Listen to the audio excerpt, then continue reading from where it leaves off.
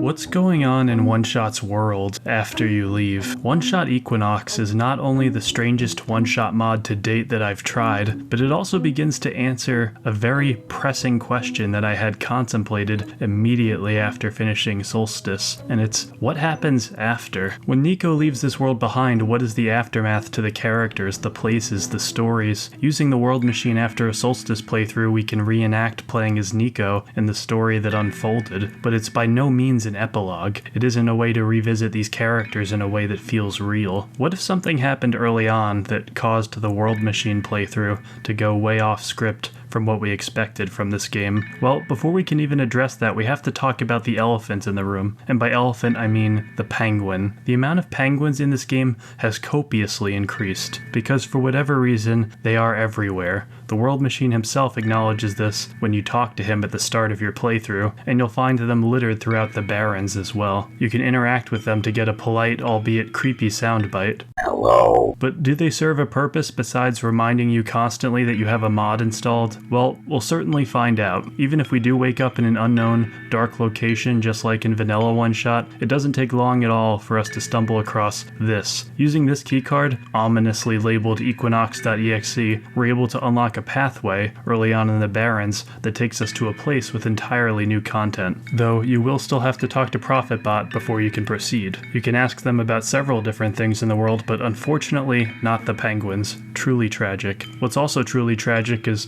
no content creators create edited video essays about OneShot or RPG Maker mods really, so if you want to be kept in the loop on when those videos come out, you can hit the subscribe button below the video. Side note, but to any aspiring YouTubers watching right now, if you want a boon to your engagement, just purposely mispronounce words in your video so that people correct you in the comments. Though I've never engaged in the technique myself. Either way, taking the Equinox key, we pedal back to see what this new content is all about. Making our way in after talking to ProfitBot, we come across some sort of TV, which I think is sprited well, but the animation itself is fairly static. Using it teleports us to the refuge, or at least a place that looks like it. We talk to a new NPC that demands we use the card from earlier to progress. Upon showing it, they move out of the way and allow us access to a giant area that uses assets from pretty much every stage in base OneShot, almost like a OneShot themed city park of some kind. We see some grass from the glen, the soft matted sand from the barrens, and it's all lined with the roads we've come to know from the refuge. There's multiple NPCs to interact with too, like this cyan fox,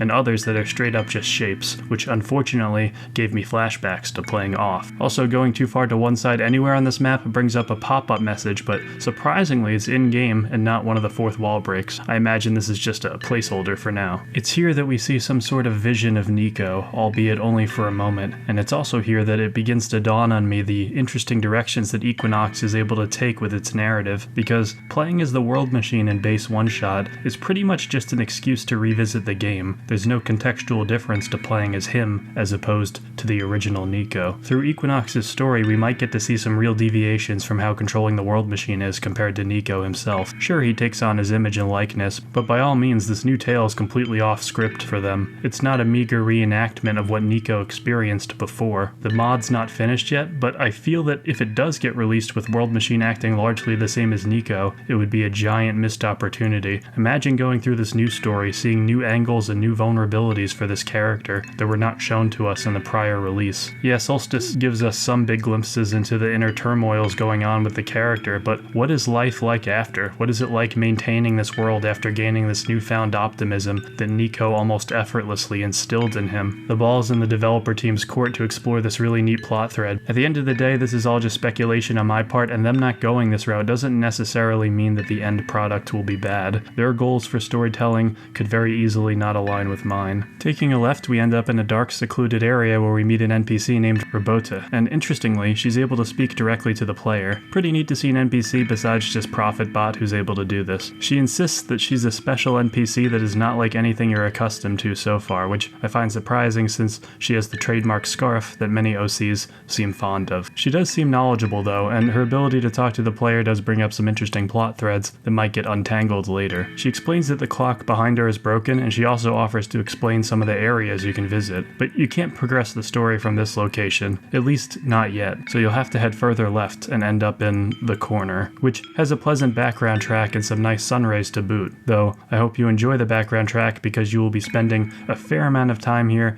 and it does not take long for it to start looping. The first NPC you'll talk to here is a robot version of Niko, because not only does the world machine have an unhealthy obsession with him, every NPC in this mod does. At least, it seems that way. The Corner is an amalgamation of prior runs taken through OneShot. As a result, it's composed mostly of Niko's and other assets from the game. Using notes you can find around the environment, you actually start to piece together an interesting culture that, surprisingly, reminds me of the same thing clone troopers go through. Everyone is Niko, but they needed ways to distinguish themselves from each other, so they took up different jobs and appearances just to do this. It'd have been easy to just plop these characters in this environment and leave it there, but I appreciate the little bit of world building that the developers threw in there with the notes that you're able to find. One thing you'll notice in your time with Equinox in its current state is that it's very raw. What I mean is, the game is not afraid to tell you that parts of it aren't finished. In fact, more than half of all NPCs I talked to in this mod explained to me that they were a placeholder for something else, including this guy who's supposed to eventually become a table. An unfortunate fate, truly. Transparency with development is awesome, but there are certainly times when the game feels unfinished enough that you have to wonder why it's being shown at all. I understand being excited to show your development progress so far, but there is a limit to that worldview. Once you find the guard tower, you can nap there to get a clue on how to progress. You'll enter the tower at the top of the map and interact with the giant Niko painting to reveal a hidden doorway